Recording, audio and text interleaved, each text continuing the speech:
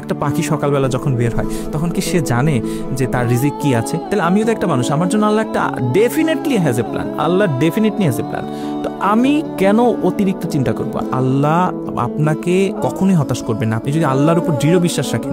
বান্দা যেমন তার সৃষ্টিকর্তার দিকে আশা করে এবং আপনার কাছে যখনই আসবে, এটা দুনিয়ার একটা পরীক্ষা। এবং আপনি যখন এই যে এফসিপিএসে বারে বারে অনুত্তীর্ণ হওয়া, রেসিডেন্সি না হওয়া, এগুলো নিয়ে কখনোই ওভারথিঙ্ক করবেন না। আপনার কাজ হচ্ছে চেষ্টা করে যাওয়া। এবং আপনি আরেকটা কথা, তার মানে এই না যে আপনি অন্যদের থেকে কখনো পিছিয়ে পড়বেন না। সবার দিনই 24 ঘন্টা, কারো দিন কিন্তু 24 ঘন্টা থেকে বেশি না। আমি বলি যে if you don't do extra you will not get extra. আপনাকে এটা করতে হবে যে আল্লাহর কাছে এটা প্রমাণ করা যে আল্লাহ আমি বেস্ট। আমি অন্যজন 12 ঘন্টা পরিশ্রম করলে আমি 13 ঘন্টা করি। আল্লাহর কাছে যখন এটা প্রমাণ করবেন, আল্লাহ তো আমি বলি যে আহকামুল হাকিমিন, বিচারকদের মধ্যে সর্বশ্রেষ্ঠ বিচারক, তিনি নিশ্চয়ই আমি 13 ঘন্টা 1 ঘন্টা বেশি পরিশ্রম করছি, কারণ সিট তো লিমিটেড, 120টা সিট ধরেন, আমি ওই 12 ঘন্টা 1 ঘন্টা বেনিফিট পাবি।